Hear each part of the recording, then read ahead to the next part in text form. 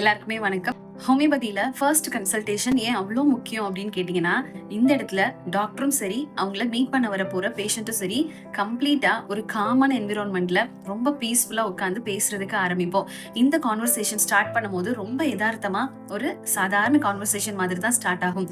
But அந்த process move ஆக ஆரம்பிக்கும் போது ரொம்ப ரொம்ப உணர்வு பூர்வமான நிறைய விஷயங்கள் பரிமாறப்படும்.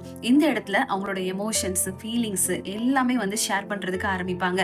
சோ இந்த இடத்துல டாக்டர் எந்த விதமான ஒப்பீனியனும் இல்லாம அந்த பேஷண்ட்டை லிசன் பண்றதுக்கு ஆரம்பிப்போம்.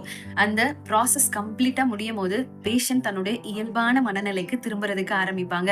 அதே மாதிரி அவங்களோட மனநிலை எந்த இடத்துல மாறி இருக்கு, அவங்களோட எண்ண ஓட்டங்கள் எந்த இடத்துல மாறி இருக்கு அப்படிங்கறதையும் அவங்க கம்ப்ளீட்டா தெரிஞ்சுக்க ஆரம்பிப்பாங்க.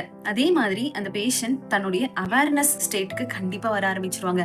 இதுவே அவங்களோட நோயை பாதி சரியாக்குறதுக்கு உதவி பண்ணி கொடுக்கும். இந்த ஃபர்ஸ்ட் கன்சல்டேஷன் ரொம்ப ரொம்ப உணர்வு பூர்வமா இருக்கும், ரொம்ப அழகானதா இருக்கும்.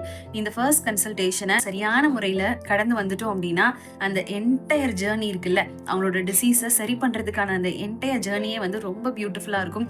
அவசரம் இல்லாம, பதட்டம் இல்லாம, நிதானமா இந்த ப்ராசஸை நாங்க செஞ்சு முடிக்கும் போது ஆஸ் அ ஹோமியோபதிக் டாக்டரா மனசளவுல பெரிய திருப்தி கண்டிப்பா கிடைக்கும். எல்லாருமே ஆரோக்கியமா வாழ்றதுக்கு வாழ்த்துக்கள். லைக் பண்ணுங்க, ஷேர் பண்ணுங்க, கமெண்ட் பண்ணுங்க. கமெண்ட் பண்ணுங்க. Bye, thank you. Bye, thank you.